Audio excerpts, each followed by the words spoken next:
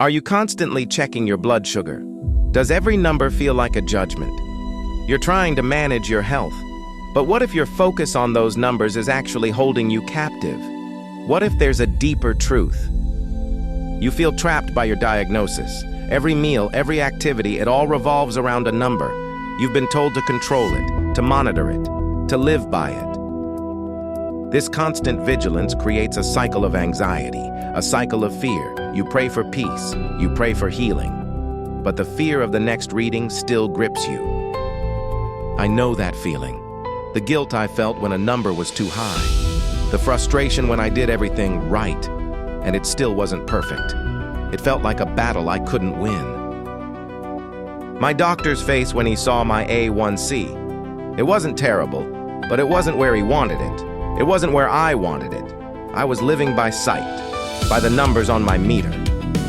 This isn't just about blood sugar. It's about control. It's about surrendering. It's about learning to walk by faith, not by sight. I wish I'd known this before. For years, I was a slave to my glucose monitor. Every prick, every scan dictated my mood, my peace, my entire day. Then came a moment, a Holy Spirit moment.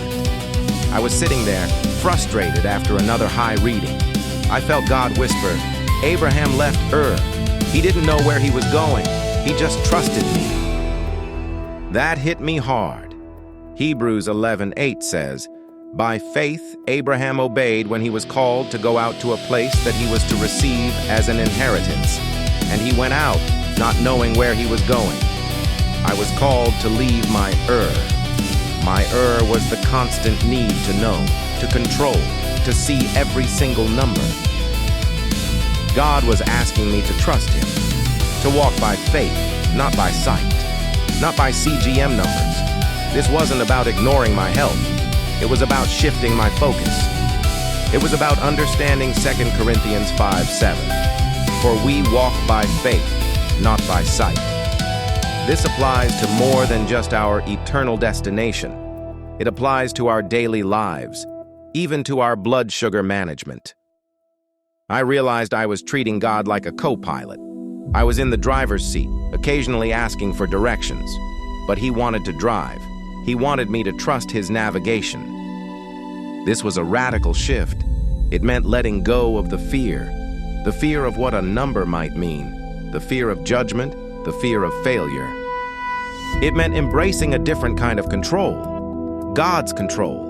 It meant understanding that my body is his temple, and he cares for it more than I ever could. Consider the birds of the air, as Matthew 6:26 reminds us. They do not sow or reap or store away in barns, yet your heavenly Father feeds them. Are you not much more valuable than they? If God cares for the birds, he certainly cares for my blood sugar.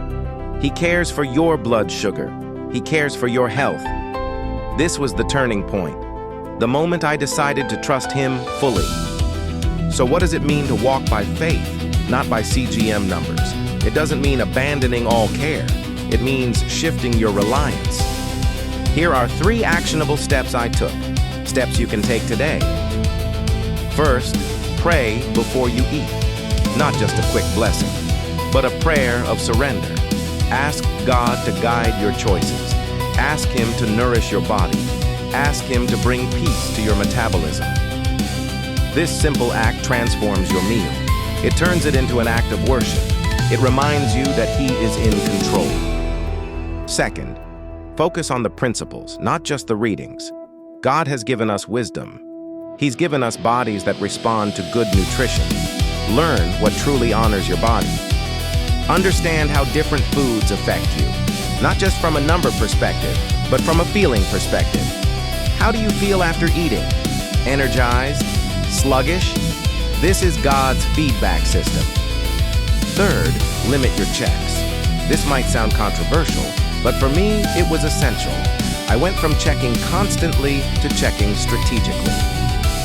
I chose specific times that gave me useful information, not times driven by anxiety. This reduced my fear dramatically. It allowed me to breathe.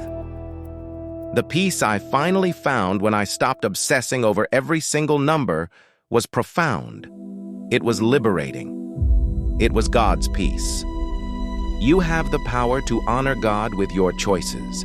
You have the power to surrender your fear. You are not alone in this journey. If you're struggling with the constant pressure of managing your blood sugar, remember Abraham. Remember his faith. God is calling you to trust him. If this message resonated with you, subscribe for more truths.